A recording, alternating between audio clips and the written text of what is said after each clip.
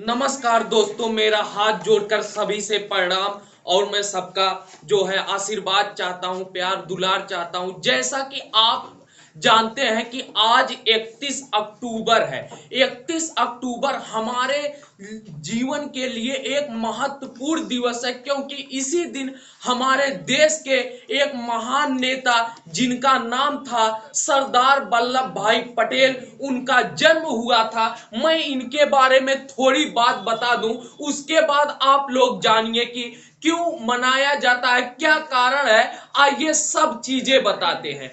कहा जाता है कि 31 अक्टूबर को हमारे वल्लभ भाई पटेल का जन्म हुआ था।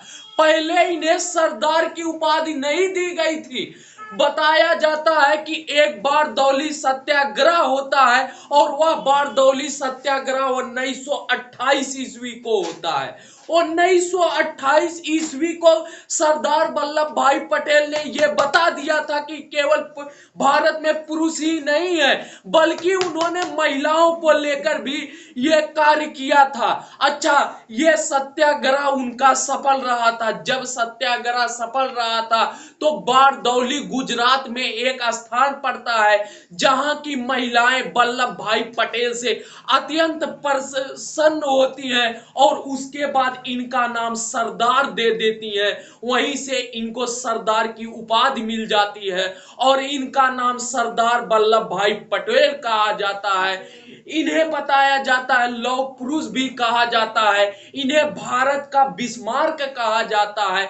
बिस्मार्क सर कौन था? बिस्मार्क एक जर्मनी का व्यक्ति था जिसने एकीकरण की नीति अपनाई थी। ठीक उसी प्रकार के आपके देश के नेता सरदार वल्लभ भाई पटेल ने भी एकीकरण की नीति अपनाई थी।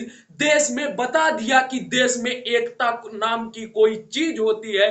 इसीलिए इनके जन्म दिवस पर 31 अक्टूबर को जो है हम राष्ट्रीय एकता दिवस मनाते हैं। सरदार वल्लभ भाई पटेल के बारे में आप जानते हो, सरदार वल्लभ भाई पटेल जो है हमारे देश के एक महान व्यक्ति थे, एक महान नेता थे, एक महान उज्जवल कांतिमय छवि वाले व्यक्ति थे। इसीलिए इनके जन्म दिवस हमें धूमधाम से मनाना चाहिए। और ऐसे वीर नौजवान को मैं कोटि कोटि प्रणाम करता हूं, तथा मैं ये बात आप लोगों को बताता हूं कि इन्होंने हमारे देश के लिए बहुत कुछ किया, और इनके जो है हमें इनकी बातों को याद रखना चाहिए। जो है इन्होंने ही सबसे पहले महिलाओं को आंदोलन में उतारा और बता दिया कि भारत में केवल पुरुष ही नहीं बल्कि महिलाएं भी बहुत कुछ कर सकती हैं। गुजरात के ये वीर पुरुष